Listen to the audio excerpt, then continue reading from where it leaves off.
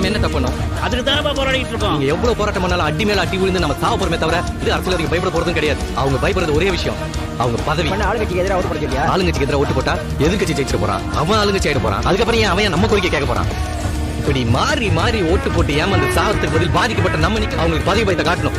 வெறும் சில நூறு அரசியல்வாதிங்க கோடிக்கணக்கான நம்ம மக்களின் வாழ்க்கை தரத்தை நிர்ணயிக்கிறாங்க. அரசியல நம்ம தலையிடணும். இந்த எல்லா கட்சிகளோட தலைவர்கள் கட்சிகளோட ஒரே நோக்கம் அடுத்த தேர்தல் பதவி பணம், இந்த மூன்று தான். அடுத்த தேர்தலில் எப்படி வெற்றி பெறுவது, எப்படி பதவியை பிடிப்பது, எப்படி பணத்தை கொள்ளையடிப்பது. ஆயிரக்கணக்கான பேர் ஆர்ப்பாட்டம் நடத்தலாம், கொள்ளையடித்த பணத்தை குவித்து ஆட்களை கூட்டி வரலாம். ஆனால் இங்கு வந்திருக்கும் என் சகோதரிகளும் சகோதரர்களும் ஒவ்வொருவரும் உணர்வால் தன்மானத்தால் 1000 பேருக்கு சமம். காசு கொடுத்து கூப்பிட்டால் போக மாட்டேன்.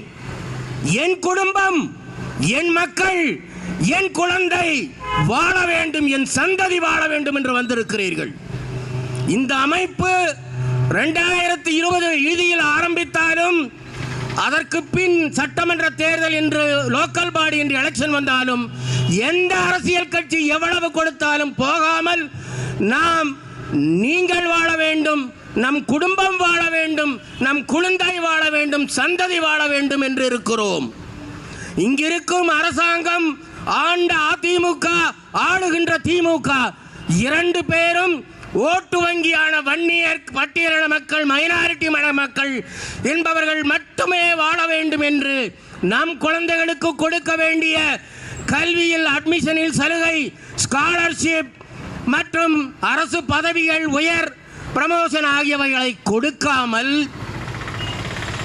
நம்ம யாரு அரசியல் சாசனப்படி நம்மளுக்கு இருக்கிற உரிமையான கல்வி அட்மிஷனை மறுத்து, ஸ்காலர்ஷிப்பை மறுத்து, அரசு பதவிகளை மறுத்து, அடுத்தவனுக்கு கொடுத்து நம்மளை ஒழித்துக் கொண்டிருக்கிறார்கள். நம்ம மக்களுக்கு இன்னும் இது புரியவில்லை.